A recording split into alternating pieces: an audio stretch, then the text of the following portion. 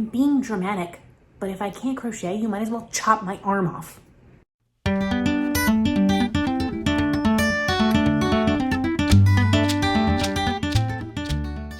Hi friends, welcome to another episode of the Cozy Cottage Crochet podcast. My name is Hannah. This is a podcast all about crochet, a little bit of knitting, sometimes sewing, and generally living the yarniest life possible in St. Petersburg, Florida, where I live. Thank you for joining me on this absolutely freezing January day.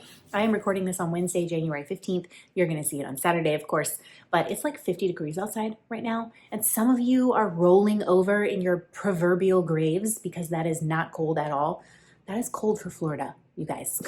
I am wearing a long sleeve sweater. I've had a sweatshirt on top of that all day. I have had wool socks on every single day so far in January. It is cold. It's cold for me.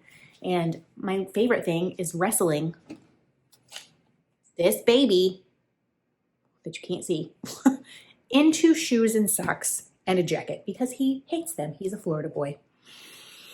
It's cold. I might actually die from the cold. I won't really. I have wool to keep me warm.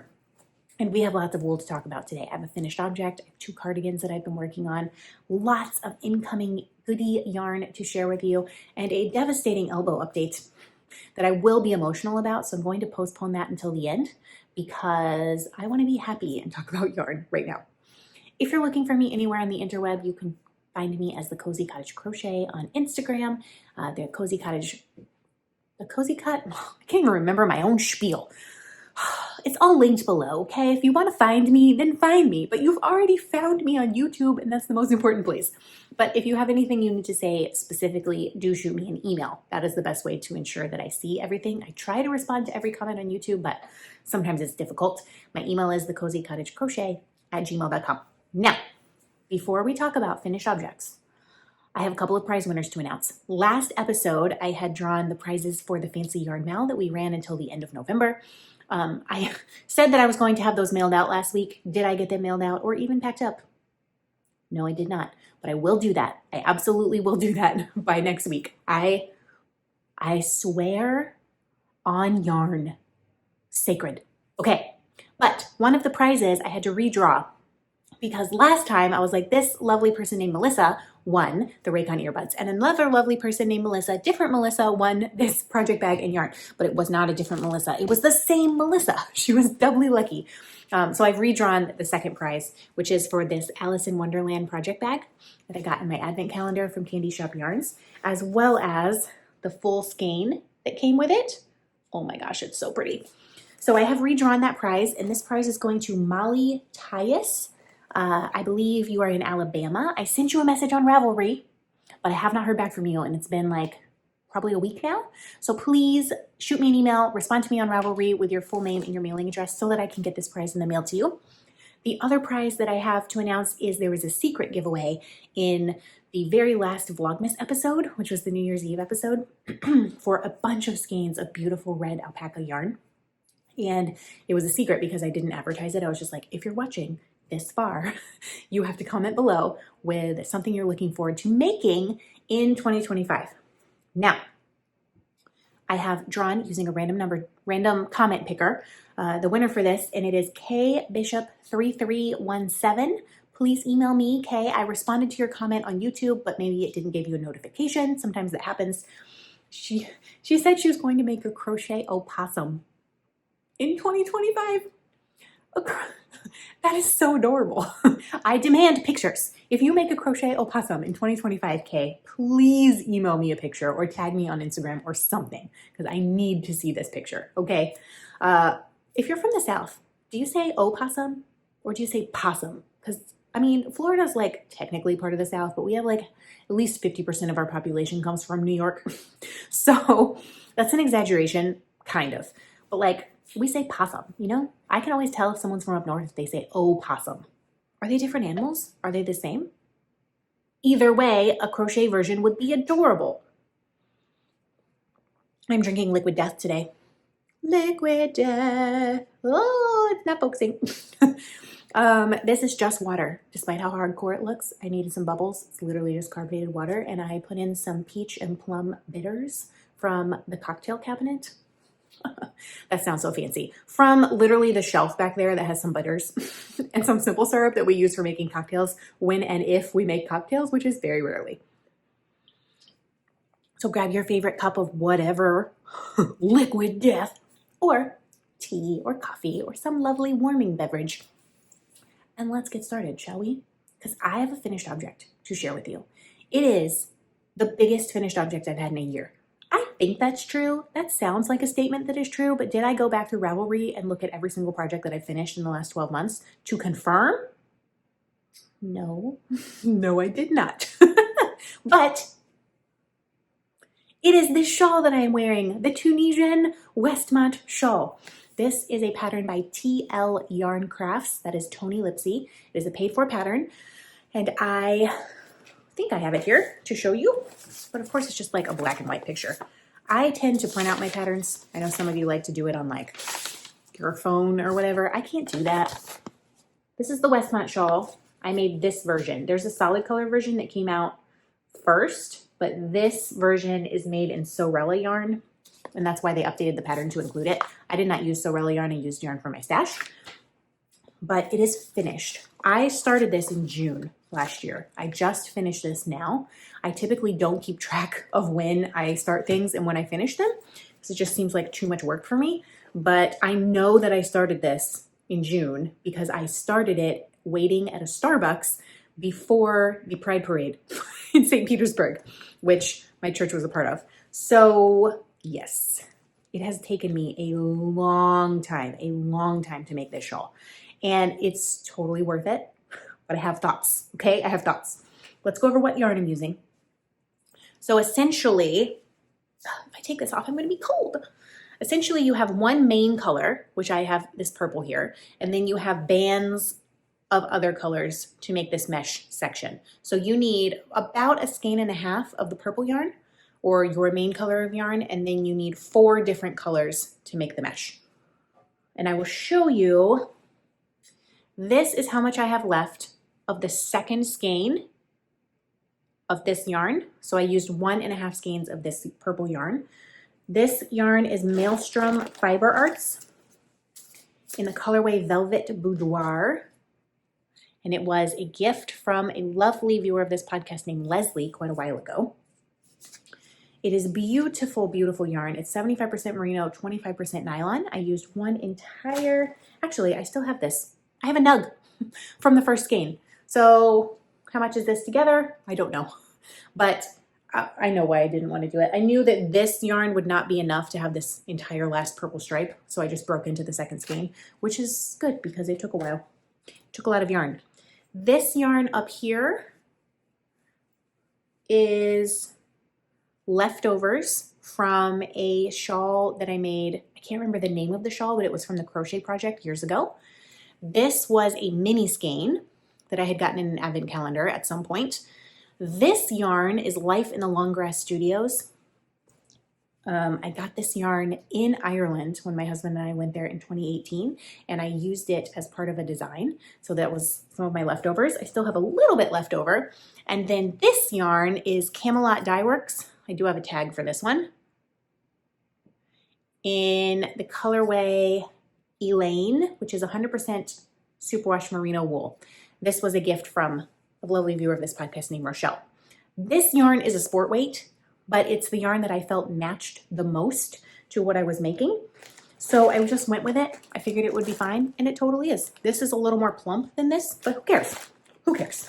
Originally, my 4th color was going to be this, but after I was working on it for so long, especially with how this worked up, I just didn't think that that went at all. So this one's still in there, but it will not. It's gonna go into something else. So what kind of yarn do I have left? This is how much I have left of the first yarn, which is right here. This teeny tiny nug is how much I have left of the second yarn. And this is how much I have left of the third yarn, which is Life in the Longgrass Studio. So it used up quite a bit of yarn. I don't know how much. I haven't weighed the entire shawl. I probably should, now that I have a scale that's working again. This shawl is made in Tunisian crochet. So Tunisian crochet, if you don't know, is kind of like a cross between knitting and crochet. So crochet, you work 1 stitch at a time. Knitting, you you work one stitch at a time, but you have all the stitches in the project or whatever section you're working on your needle at one time. Tunisian crochet kind of combines those. So you have essentially a forward pass and a return pass, which makes one row. And what you do is you start with one stitch on the needle, you go all the way across picking up stitches, and then you bind them off. So every single row you are picking up and binding off stitches. I use my trusty, they're falling out. My trusty, what is up with this camera today? Seriously, like it's focusing so beautifully when I get things close, but like this mid-range here, everything is blurry. Is there some setting on my phone that's not working? Who knows? I can't fix it now because I'm in the middle of recording. This is from Denise Interchangeables. They're my favorite Tunisian hooks. I love them. I use them for every single Tunisian project. They're just fabulous. I will link to them down below if you want. They're made of plastic. I have never had any problems with the cables or the joins. I just love them for Tunisian. I also have a setting of their knitting needles, and I really enjoy the knitting needles, but I tend to work in fingering weight yarn, and I do find that the cables are a little thick for fingering weight yarn. So are you ready to see it in all of its glory? I'm gonna stand up. I'm gonna stand up and come back here.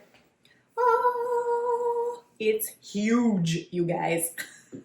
It's huge. It was significantly smaller than this before I blacked it, and it has grown and been delightful. So all of these panels right here are Tunisian simple stitch, all of the purple panels, and then all of these interspersed colors are a mesh stitch. I'm gonna do this because this is gonna be the cover of the video. I'll give you a close-up since the camera's focusing so delightfully. Close-up. Look at the stitch definition. You can see right here that this sport weight yarn is definitely a little thicker, so you don't have quite an area texture in the lace section as you do in the fingering weight yarn, which my thumb is pointing behind. I think it's beautiful. Was it worth making this? I'm going to say yes, because it is so beautiful. If this were made in less bright colors, for me personally, because I love bright colors, if this were made in less bright colors, this shawl is a lot of work, you guys. A lot of work. And gosh, like Tunisian simple stitch is not my favorite. If I had remembered that before I started this, I might have changed these Tunisian simple stitch sections to be Tunisian knit stitch, which I greatly prefer working. So the simple stitch texture looks like this. I don't have any Tunisian knit stitch to show you, but it literally looks like knitting. It's just thicker. So I love Tunisian knit stitch. I think it's beautiful. I just love stockinette. Like the stockinette knit aesthetic is so beautiful to me. That's why I like all my socks are stockinette. And if I make a knit cardigan, it's pretty much always stockinette with maybe a slight detail, because I just think stockinette itself is so beautiful. Like that's very much my vibe. Tunisian simple stitch is slow for me. I don't know, maybe you're really fast at Tunisian simple stitch. I am not. And I'm not going to say this was tedious, but it took a long time. And you are increasing, which of course you do for every triangle shawl that you start from the top down. But oh my Lord, like at the end, it was taking me like 45 minutes or longer to do one row. One row, you guys. That was wild how long it was taking me. I just don't love Tunisian simple stitch, and I just need to remember that next time that I start a giant project in Tunisian. That being said, I will be doing a giant project in Tunisian simple stitch, but it's going to be more entrelac. So it'll be a little bit different because I'll be doing tiny squares instead of 400, 500 plus stitch rows in Tunisian. So I do think it was worth it. I think this shawl will get a lot of wear. It just brightens up literally any outfit. Like I'm wearing hot pink, but if I were wearing black or gray, like I just feel like it's so beautiful. The only thing I will say is this, it has a border on it so that it doesn't curl so much, but it still curls. Probably doesn't curl as much as if you just bound off in Tunisian simple stitch, but the bind off was 2 rows of Tunisian reverse stitch, which it's a good thing I did not read the pattern all the way through and find that out until the very end. And I did it, okay? But woof, it took me 2 hours to do those 2 last rows. Tunisian reverse stitch, not for the faint of heart. So overall, I think this pattern is gorgeous and totally worth making, but it is not a quick make. As you can see, it took me 6 months to make it. And it might not take you as long if you don't have 2 small children and elbow problems and working full time and all kinds of things that I have going on in my life, but it is still quite a commitment. The other thing I will say is I love TL Yarn Crafts patterns. I think they're just gorgeous. No schematics. No schematics, hardly any stitch counts. And I just like, do you really need a schematic for a shawl?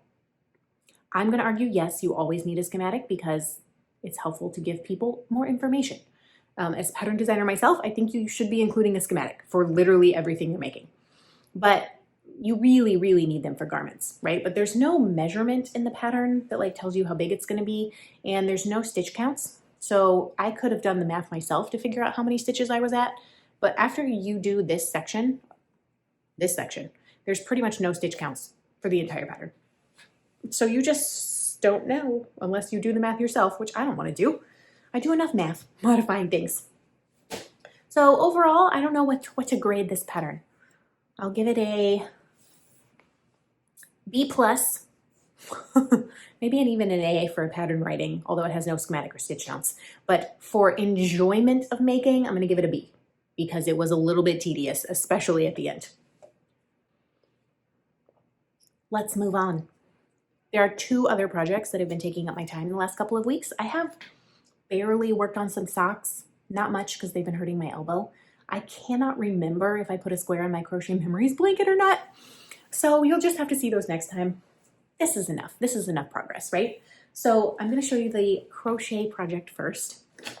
It is living in this tote bag that says, today's goal, keep the tiny humans alive. That my friend Amy got me. And it is accurate. Keep the tiny humans alive is my goal every day. You may see that this is way bigger than it was before. This is the crochet cardigan that I am working on. It is called the Artist Cardigan. It is a free pattern, and I cannot say enough good things about this pattern. It is A+, this pattern. Now, it has a schematic, it has stitch counts, it is so clear and well written, it is size inclusive, it is fabulous. I've had 0 questions about this pattern in any fashion that were not already answered in the pattern for me. It is so well written. I'm trying to find the picture. This is a black and white picture, so you're not going to be able to see very well. What sold me on this pattern was this shoulder detail. This is kind of what it looks like. It looks like a knit cardigan, but it is not. It is crochet. You do the entire thing in yarn over slip stitches, except for the bottom hem, which is regular slip stitches. I loathe working regular slip stitches, but it's worth it to me to work 10 per row for the bottom hem because the cardigan is so beautiful. I love working yarn over slip stitches. So I don't know. Why am I weird? Why am I like this? This is a pattern by Nordana Crafts. I found this for free on Ravelry and it is utterly delightful. I am making the size 3 because I typically make things with a fair amount of positive ease, and I really wanted this to be a little bit closer fitting than I normally have. The yarn that I am using is a yarn that no longer exists. It is Audine Wool by Knit Crate in the Twinkle DK base. It is 80% merino, 10% cashmere, 10% stellina. It's DK weight 250 yards per 100 grams. I have 6 of these. And I have used 2.5 balls. So I'm going to have more than enough yarn, I think, to complete this. This yarn was a gift from my lovely friend, Amanda, who sent this yarn to me. And Knit Crate no longer exists, which is super sad. It's so sad. So, oh gosh, I threw a ball of yarn on the floor. If you're new around here, which there's quite a few new people. Hi, how are you? Thank you for being here. This is about what you get every time, me being crazy. You should know, just be warned, at least once per podcast episode, I drop something on the floor. Sometimes more than that. So the ball of yarn has already gone flying. It is all the way over there. You can't see where I'm looking, but like it's by the back door. So it's gonna have to wait. This is how far I have gotten. Literally almost, I have a front panel left and sleeves. It's crazy. So where I was last time, turn this around, was right here. This is a little cup with the tea leaves that you like read in Harry Potter. Yes. So I have worked all of this since the last time we talked. I've completed the underarm for the right panel underarm, and then I have started the right front. So you actually work this cardigan from side to side, which is fascinating to me. And you do all of the shaping with short rows. So you can see here, this is not just a straight across drop shoulder design. Like, it slants the same way your shoulder does. And this is done doing short rows, as is the underarm shaping, as is the V-neck shaping. This pattern is so cool, is what I'm saying. So I have completed all of that. This goes this way. So I basically just need to do this right front panel. And then the way that it works is after the entire body is complete, you start on one of the shoulders and you join with that shoulder detail. And then you work the sleeves straight off the body, not in the round. You work it in long rows, just like the body of the sweater. And I believe you do all the shaping for the sleeves in short rows as well, which is like, this is the most ingenious sweater. The reason I have gotten this much done on the sweater, like more than half of the back, the underarm, and the start on the right panel, is because I went to Florida's version of a fiber festival, which is a one-day event in Orlando called Distaff Day. And I went with my friend Maria, who is a lovely person. And I will talk more about Maria in a minute. We drove there. She actually drove. I knit on the way there. And then the entire time we were there for hours, all day, we got there at like 10 and we left at 5 when it closed. Except for when I was walking around looking at yarn and getting coffee and snacks and going to the bathroom, I was working on this. So I went pretty slowly because of my elbow issues, but I still managed to get I think about this much done in one day. Like, I had done this much on a different day. So can we just have a moment of appreciation for how beautiful this stitch pattern is? You can't really see it, but it sparkles. This is like such a perfect neutral to me. It's a neutral, but like fun. So yeah, I am in love with this. I don't know if I will be able to get this done by the beginning of February. I think that's highly unlikely. And I would love to have it done by the beginning of February for reasons that I will share later in this podcast episode. I don't think that's going to happen, but I am delighted. I'm just delighted with this texture. I'm delighted with the color. I'm delighted with the sparkle. I'm delighted with the yarn. I'm delighted with the pattern. This is like the best pattern that I have made in ages. Like, I just love it. Highly recommend. And the yarn ball came back to me. When I pulled this, it came this way and went under the table, and then I got it with my foot. Do you want to see the offending yarn ball? Oh, you can see the sparkle there. Yes. Okay. That's the Artist Cardigan. Nothing but positivity for that. I love it. I love it. I love it. Project number 3, also a cardigan. It is my life goal. It's not my life goal. It is my primary goal to get this done by the beginning of February, which is in 2 weeks. I think it's possible. I think it's possible. I will be able to show you this better than last time because there's only 2 balls of yarn attached to this as opposed to 4 or 6, which there was previously. This is a knit pattern. It is a pattern by Joji Locatelli called the Boxy Raglan cardigan. Do I even have a good picture of this? Did I print it? Sometimes I don't print the picture pages because they take up a lot of ink. Oh, I do. There's Joji. She's obviously the best pattern designer for knit things in the world, in my humble opinion. I just think she's fabulous. She designed this for really fluffy worsted weight yarn knit at a bulky weight gauge. I do not have really flustered I have fuzz in my eye, and that's ruining the way I'm talking. And now I have liquid death on my nose. Okay. I do not have really fluffy worsted weight yarn. And what I do have is some yarn that was dyed by a very special friend of mine. And her name is Maria. I told you we were going to talk more about Maria. Maria used to have a yarn company called Fat Bunny Yarn, which she has since closed, so you cannot purchase this anymore, which makes this extra, extra, extra special to me. This is her tag, Fat Bunny Yarn, hand-dyed in Clearwater, Florida. This is her bulky base, 100% merino superwash. You get 109 yards for 100 grams, and the colorway is called Almost Black. I have got to untangle these two balls of yarn. This is what it looks like. It's the most magical base, in my opinion, of yarn. It's so delightful. It's so delightful. I have completed, since the last time we talked, this is where I was on the body, where this little penguin is. Or that's not a penguin, that's a panda. I've completed a couple inches on the body, but the main work has been the sleeves. The sleeves are done. I'm going to try and put this on. I don't know how well that's going to work. Maybe if I put it over my head like this. It's got, the needle that it's on is not quite big enough. So I'm going to try very hard not to drop any stitches. Cowie. And also hurt my elbow in the process. Okay. This is the most awkward. Okay.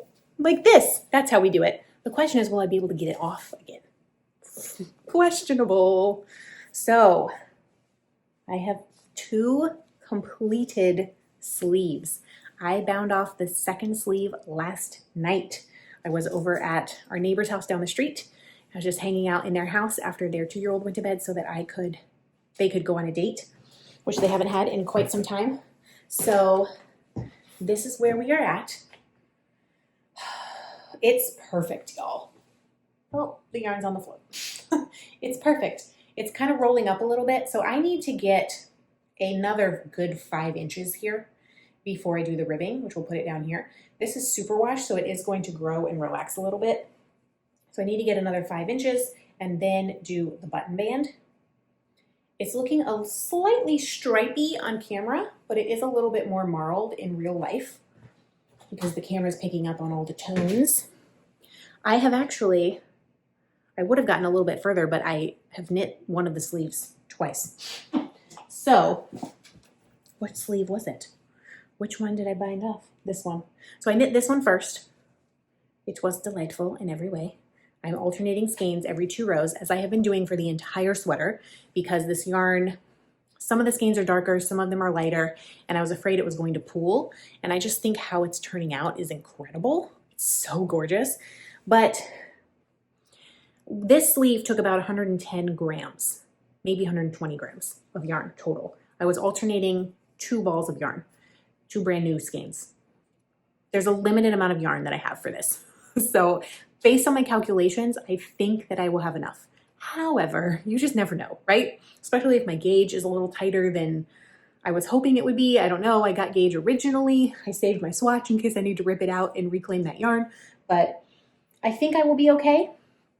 But so what I started doing is the second sleeve, when I started making it, it was significantly more purpley than this one. Is it really this one? Yeah, this is the second one over here because I can feel all the ends inside from when I changed it. So I knit from about here to about here when I decided it was just too purple. Like it wasn't, would you really be able to tell? I don't know. I could tell in real life and that was enough for me. I'm a bit of a perfectionist. And instead of letting that be an insurmountable obstacle where I put this away for a couple of months and drowned my sorrows in another project, I was like, I'm just going to frog it and I'm going to immediately restart the sleeve. So I frogged all the way back. I think I left 1 decrease repeat of the original 2 skeins of yarn. because I didn't think that it would matter too much. But this whole thing was really leaning more towards, let me see if I can pull the color, this color, instead of being a blend. So you can see how these are very different, and that's why I'm striping them. The whole sleeve was leaning towards this color instead of being a marled effect. So I frogged it, I restarted it, and after a couple of evenings, I managed to do the entire thing. I had 2 hours last night of uninterrupted knitting time at my friend's house while they were on a date. I literally didn't even watch TV. I just like sat in the silence and knit. And it was magical, and it killed my elbow. But I knew I wasn't gonna have an opportunity like that anytime soon. This is a little bit snug, but once this relaxes from a good blocking, it will be perfect. It'll be perfect. And it's also snug because I'm wearing like a thick kind of a sweater. The question is, how do I get this off without hurting A, my elbow, and B, the sweater? So 2 complete sleeves have been done since the last time you saw this, which is just miraculous. Strings everywhere. Okay. I'm all hung up. What is this? That's my long leftover cast on. I have left every single end dangling in here for fear of running out of yarn because I may have to harvest to complete the bind off, etc. So yeah, I just love it. It looks like really subtle tiger striping on camera. It's not quite that stripy in real life, but even if it were, I would not be mad. I think it's perfect. It's perfect. And if I can get this done by the beginning of February, I can still wear it before Florida winter comes to an end at the end of February. Florida winter is pretty much January and February, and it gets to like 50. We might have a few days in the 40s in January, which we've had a couple of days in the 40s. I live fairly close to the coast, so it doesn't really get that cold. But yeah, this is the Boxy Raglan. It is delightful in every way. So my next task is to finish these 2 on the body. Then I will be alternating skeins. So let's review how much yarn do I have left total. I have this entire skein almost that I frogged from the sleeve. I have these 2 that are left over from the second sleeve. I have this half a ball. Actually, this is left from the second sleeve. These are left from the first sleeve, and these are left from the second sleeve. So I have probably 120 grams of leftovers from sleeves, plus 1 entire ball. I'm thinking about saving this ball to the very end and not striping it in, unless I can stripe it in with one of these colors that's like significantly darker. Maybe I can use it for the button band. I just don't know how far I'm gonna get, truly, with that yarn, given how much more of the body there is still to do. Who knows? Stay tuned. The other project, I have not worked on it, but I have wound up the yarn. So last time we talked, I was showing you the colors for the landscape shawl. This is a Tunisian entrelac crochet design by Martin Up North. Gorgeous in every way.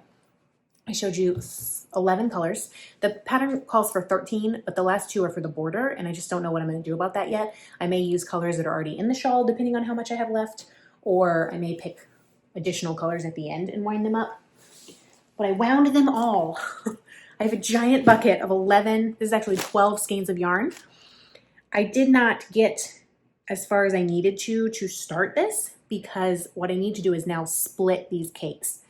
My kitchen scale that I use for weighing things did not make it. I had to order a new one because I accidentally dumped it in my bucket of bread and like my bread dough, but it wasn't dough yet. It was just water and sourdough starter because I hadn't added any flour, and it immediately killed my scale. So I had to order a new scale. And so since then I have not yet wound this yarn. I may wind this yarn tonight, but essentially what I need to do is split every single one of these 100-gram cakes in half.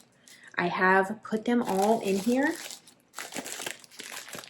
They're all in their own plastic sandwich baggies with a sticky note with what number or what letter rather they are, because there's 11 colors to keep straight. You're only working with one color at a time, so I think that will be fine. But yeah, there's a lot of different colors to keep straight. And so I have, like, this is color B. So yes, my plan is to split these, put them back in their bags. That will be probably an entire evening of nonsense. And then after that, I will be able to start. But it's not an official make along. So me and my friend Emmy, who is Tunisian Crochet Queen, also, she's the one who gifted me the landscape shawl pattern. We're doing like an informal make along for the landscape shawl. I have a thread open in my Slack group for my patrons, but if you want to join in the landscape make along, it's literally just make a landscape shawl. I will open a thread in Ravelry as well. It's just very informal. There's no end date. There's no start date. There's no requirements of any kind. We're just like company. If you'd like company while making this amazing project, join us. Are you ready for some yarn goodies? Let's talk yarn goodies. So when I went to Distaff Day in Orlando, I did not vlog or anything that day. I just wanted to like just be. We did get in a car accident on the way home. It wasn't my car. Maria was driving. There's no damage to the car. I'm fine. She's fine. But it was like a 3-car rear end, and I heard the boom, and I was like, oh. I had enough time in my brain to be like, I really hope that doesn't hit us. It did. So we got to stand on the side of the interstate for a while until they decided the middle car decided they did not want to call the police after all, or like canceled the dispatch request, because there's apparently one state trooper for an entire section of Highway I-4 on a Saturday night with tons of Disney traffic. I don't understand that at all. We waited, I don't know, 40 minutes, and the trooper had still not been dispatched. Anyways, she changed her mind. We got to go home. But Maria brought me so much yarn because a few months ago, I went over to her house, and as I said before, she used to have a yarn dyeing business, so she had some stock left over that was undyed. And so we had a dye day, and we dyed a bunch of yarn. I gave some to Caleisha, who is my lovely friend, who I also saw at Distaff Day, and of course we didn't get a picture because we always forget, but she is Caleisha of the Quirky Monday Craftcast, which is if you don't watch her, you have to watch her. She's just the best in every way. So I gave some yarn to Caleisha that I had dyed for her. It was like a green gradient along with a bunch of other stuff. And I have another little bag for another friend who wasn't able to come to the dye day. But are you ready to see how much yarn is in here? Oh my Lord. Oh my Lord, you guys. Okay, let me set that on something so I don't have to hold it. So there's an entire bag of these minis, and these are 10 gram minis. And I was going for like a pastel look when I was dyeing them, and I just think they're beautiful. They're so beautiful. I don't know how many are in here. A ton. There were so many 10 gram minis. They're just perfect in every way. I love them so much. One of them will be going in my Cozy Memories blanket. I'm not sure what I will do. I don't have a project in mind for the rest of them, but I'm sure I will be giving some of them away as prizes in Happy Meal, etc. as well. There are 2 sock blanks, which we dyed purple. Just purple. I say just as though purple is not one of the most magical colors alive. 2 tonal purple sock blanks. I don't know. There's 2 of them, so like that could be more than socks. Like that doesn't have to be socks, in my opinion. It could be anything. No yarn has to be socks. But when there's 2 of something, unless you're making something for a foot that is gigantic, there doesn't have to be 2. This is a project bag that Maria gave to me, which I love. It's dragons. Rawr. This is called Pearl's Project Bag Adventure Bag. Dragons on red. That's the tag. There's no project in there yet, but there will be. I love it. Okay, this is the yarn that I'm going to be giving to my other friend who could not come to the dye day. She couldn't come because she was with her parents who are quite elderly, and her dad has since passed away, so I want to give her a bag of Happy Meal. This is very much her color aesthetic, and so I dyed that specifically for her. And there's also some of those minis, some purple, something else in the middle, which you can't really see. So that will be going to her once I can confirm that she's back in town. And this is all the rest.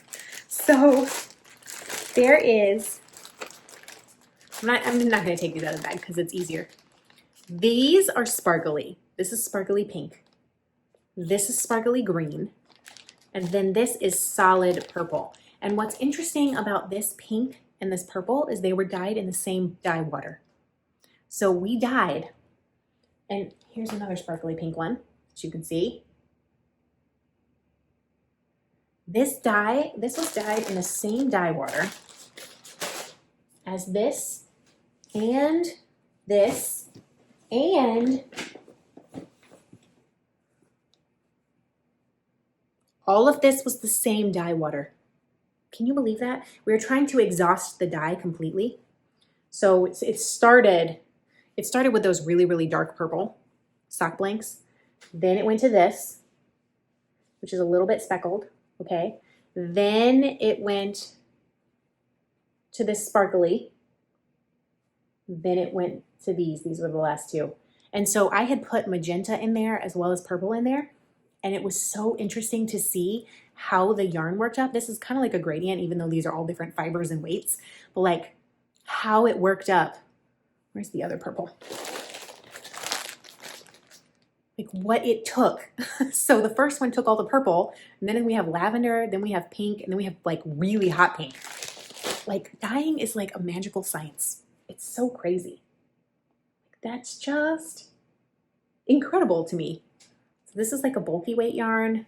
This is a merino single, maybe. I don't have base information really, but so cool. It's just so cool to see how it turned out. There's more. We dyed a bunch of green.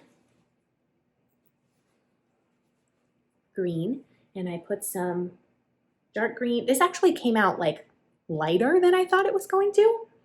I was going for like kind of an electric green. So this is not quite as saturated with like spots of dark green and some yellow. And there's definitely dark green and there's definitely yellow, but the whole tone came out less saturated. I think maybe we needed more of the like chartreuse color, but I don't know. It's still really pretty.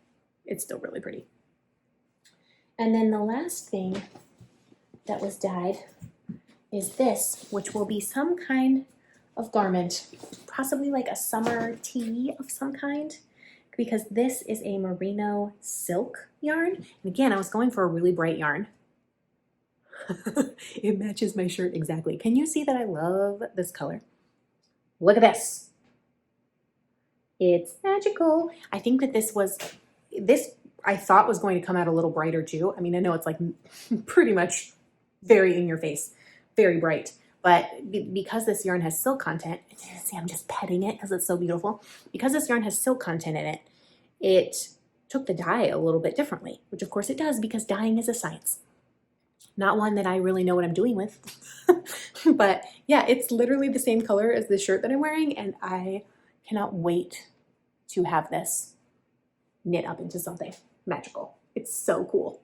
It's so cool. So it was a really amazing experience. It was a really amazing day. Not just to spend time with my friend who I love dearly, but also just to like play with color, play with yarn. That was so cool. It was so cool. And that was months ago, and now the yarn has made it all the way home. So a couple more things, and then we're going to talk about the great elbow disaster of 2025. I was handed some Happy Mail in person, and then I got a bag of Happy Mail, and they're both the same thing. And this was from Caleisha. It's wool-like yarn. Wool-like, I have a love relationship with wool-like. Not a love-hate, just love. I love wool-like. It is a yarn that is discontinued. Michaels used to carry it. It's a loops and threads yarn. It is light fingering weight, so you get almost 700 yards. How many yards do you get? 678 yards for 100 grams. I love it. I love wool-like. They don't make it anymore. I have made several shawls and I think 3 sweaters out of wool-like. I have a tank top that I've swatched for but not started that's going to be coming out of wool-like as well. And so Caleisha gave me her wool-like stash, which is yellow, blue, there's a little bit of navy.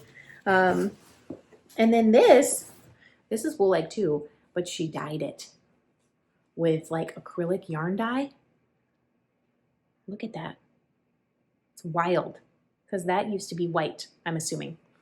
So yeah, this also 50 grams of wool-like that maybe used to be white and is now green because that color of wool-like does not exist. Just so cool to me. She also made an ornament for Nova's Christmas tree, which is a pretzel. I love it. And then there's 2 skeins of this unknown fiber content. It's pretty scratchy, but I was thinking of making like a bag out of this. I think this would be a perfect bag. So Caleisha gave me a whole bag of wool-like. Thank you, friend. But that's not all the wool-like. My lovely friend Kelly also sent me, along with a very sweet note, the wool-like that was in her stash. Are you prepared? Look at this. First of all, where did you get this giant plastic bag? I love it. This is all like autumnal colors. So we have maroon, red, mustard, tan, pumpkin spice. Is there pumpkin? Yeah, there's one of pumpkin spice down there, and I don't think I even have this color until now. So that's cool. And then on this side, there's a bunch of purple and gray, and one more tan, some more maroon. So like, I am wool-like rich. There's so much wool-like, which I'm so excited about because it doesn't get made anymore. It's discontinued. It doesn't exist. It's eternally sad. So thank you, Kelly. Thank you, Caleisha. It will go in my very special prized wool-like bin. I think that I have enough to make a blanket out of at this point. I for sure have enough to make a blanket out of because there's so much yardage, right? But I might want to hold it double and make just like the softest, lightest, coziest. Oh, can you imagine? That would just be so nice. It would be so nice. So that is all the yarn stuff. If you would like some emotion, stick around. I've been talking for 47 minutes already. Jeez Louise. What's up with this elbow? Let me tell you. If you are new here, I'm going to do a 30-second recap of the saga. Or if you've just forgotten.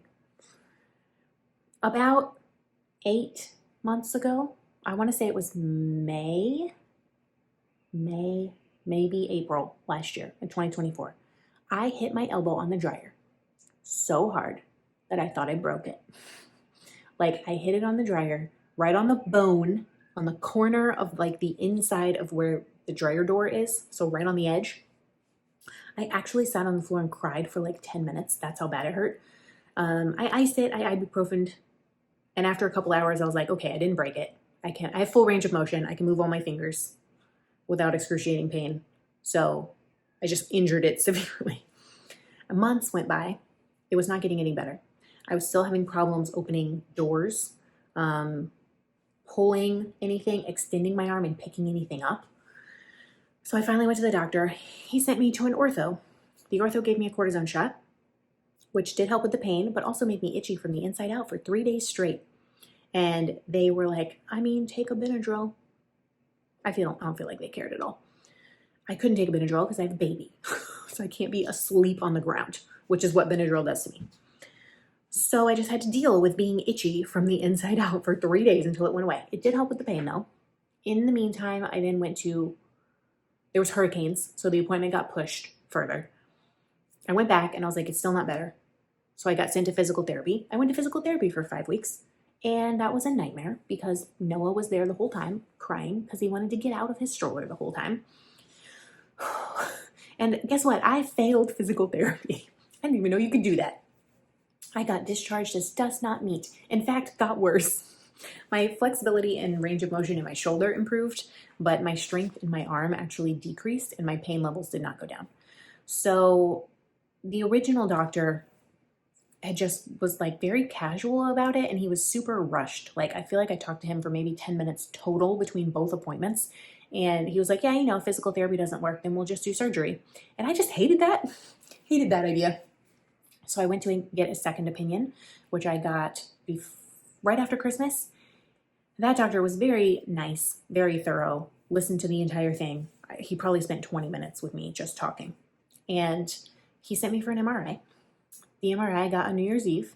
And essentially what the MRI said is I have more than 75% torn the tendon, the tennis elbow tendon, whatever the common extensor is what I think it's called.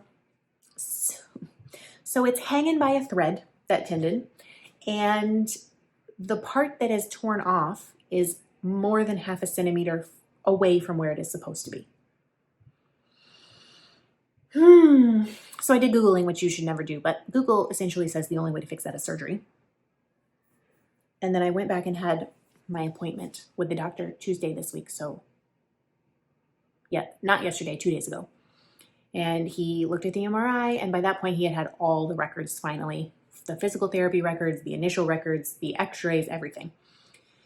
And the answer is surgery. That's the only answer. It's the only satisfactory answer. The other answer is do nothing or get another cortisone shot.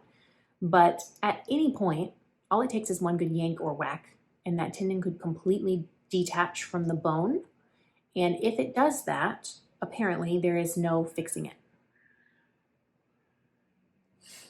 So like the doctor, he's so nice, bless his heart. But he was like, listen, if it comes completely off the bone, I can't reattach it. Like that part of the tendon basically dies and there's no more flexibility in there. Your other tendons and muscles will compensate. So you will be able to have range of motion, the same range of motion you have now, but you're going to be in pain for the rest of your life. That's his exact words. For the rest of your life, you will be in pain. Maybe not quite as much pain as you are right now, because it will eventually calm down a little bit once it tears off completely, which will be really painful. But it will hurt every time you carry something, every time you pull something, for the rest of your life. I was like, are you serious right now? Freaking out. So he very kindly looked me in the eye and was like, you can do whatever you want, but I cannot in good conscience recommend that you get another cortisone shot or that you do nothing, because you are 35 and you have half of your life to live still. And I cannot in good conscience recommend that you be in pain for the rest of your life. So I had to go home. He sent me home to think about it, which really I just needed to talk to my mom and my husband about it. It's the worst. It's not the worst timing. The worst timing would probably have been 6 months ago or 8 months ago when Noah was crawling and not yet walking. He can walk now, which is nice. But like, I have a baby.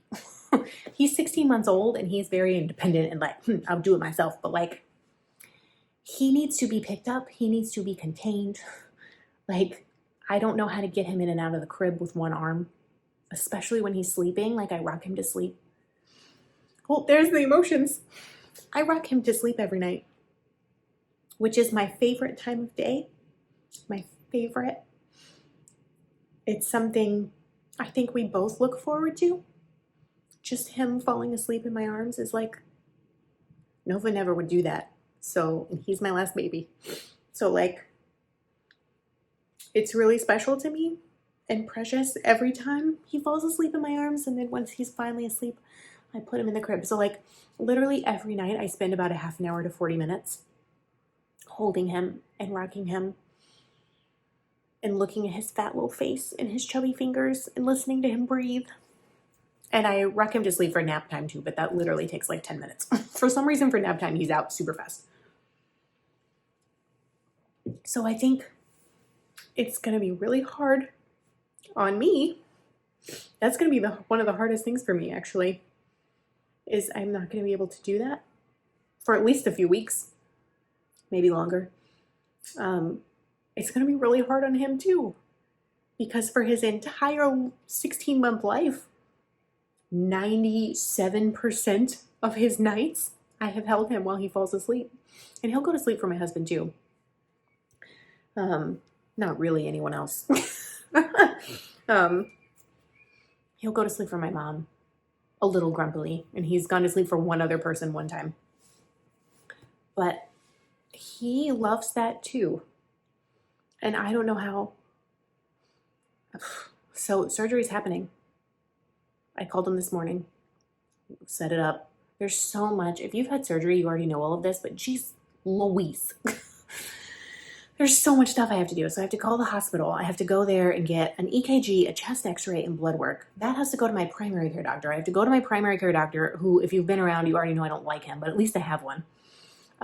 So that he can review the results and clear me for having an operation.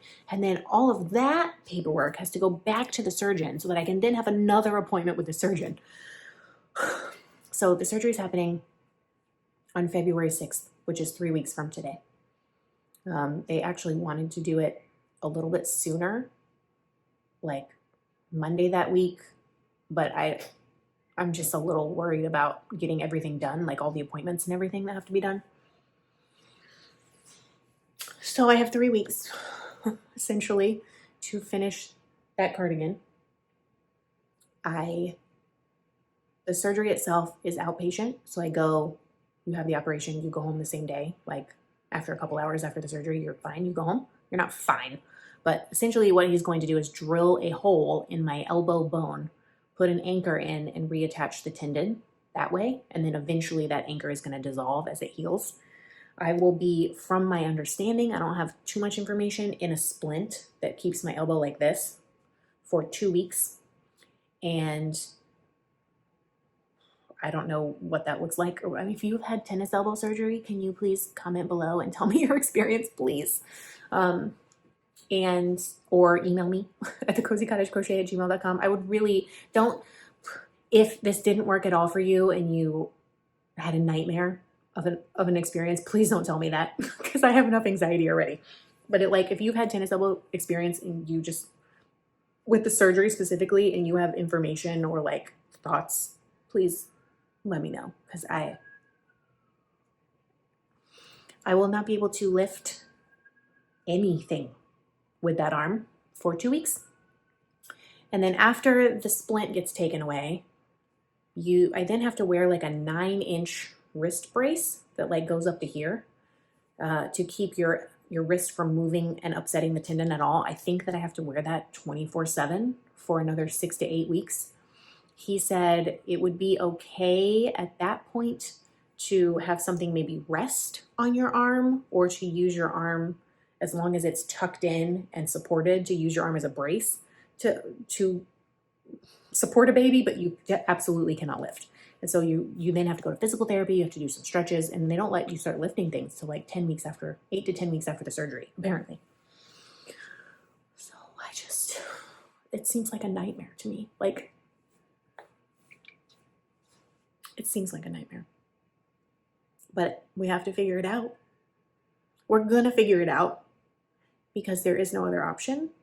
But gosh, what bad timing. If this were 6 months from now, this were a year from now, which I was hoping he could be you just get a cortisone shot and wait a little bit, wait till the summertime, when Noah weighs more and is even bigger, but doesn't require so much lifting. I don't know. I'm just very overwhelmed by the whole process. My poor husband is going to have to do so much more than he already does, and he already does so much. And I don't know. It's not, what a long saga of whacking your elbow on the dumbest injury. Whacking your elbow on a dryer that ends in surgery. And I don't know. I'm not ready. I'm not ready to not be able to rock my baby for a while.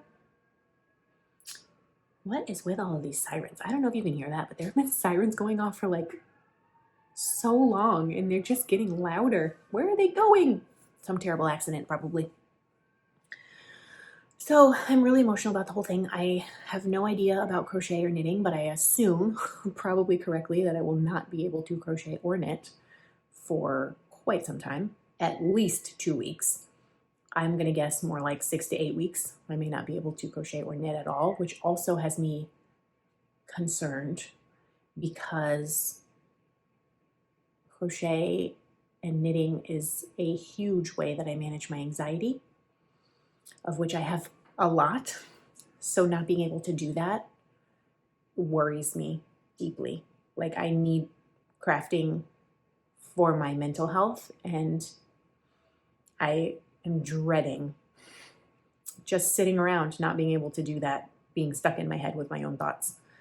So yeah, I don't know. There's 3 weeks to prepare, and I just feel very overwhelmed about the whole thing and sad.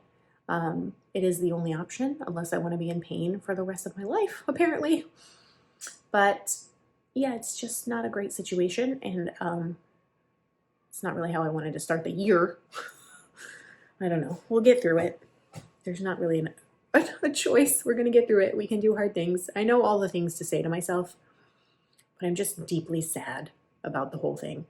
And I am very nervous about not being able to knit or crochet and have that to fall back on. And also not be able to use my arm for any other calming pursuits like coloring or sewing or whatever. So I don't know. I'm worried. I'm worried, you guys. That's why I saved this till the end, because it's a downer. But you've been with me through the whole thing. Y'all have been with me for almost 8 years now, which is mind-blowing to me.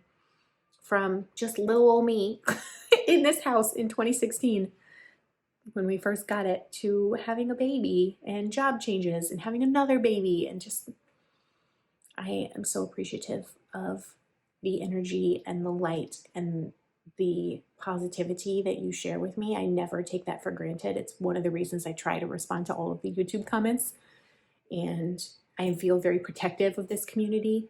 Like, I don't want there to be negativity or anything else in this space, because it is such a joyful, peaceful space for me to be in, and I want you to feel that way too. So where does this leave us? I don't know. I'm not going anywhere. I will be on YouTube regardless of whether I can knit or crochet. If I have no projects to show you, y'all know I can just ramble on forever. Okay. I can just talk and talk and talk. I talk like it's my job, even though it's not. I have an entire bin of whips to go through to be ruthless with. So I'm planning on doing that. I can talk about crochet and mental health. There's many things I can talk to you about while I am not actively crocheting. I could go through all my finished projects in my closet. So don't worry, I will be here. I'm not going anywhere. My plan is to still upload every 2 weeks. I may skip a week or something right after surgery, or maybe I'll do some vlogging, because vlogging always makes me feel better. I have been vlogging over on the members section of the channel, and as well as my Patreon, which is where my babies are generally. Not that they never make an appearance on the podcast, but if you want to keep up with my kiddos, that's where they are. They are in my Patreon and in the members. It's the same videos. I know some people just prefer YouTube. And yeah, it really did help me yesterday, as I vlogged on Wednesday. I'm so mixed up. The appointment was on Tuesday with the doctor. Wednesday I vlogged, and it just really helped my state of mind to be able to share what was going on with like-minded people who I know love me, and I love them. I love you. I love you too.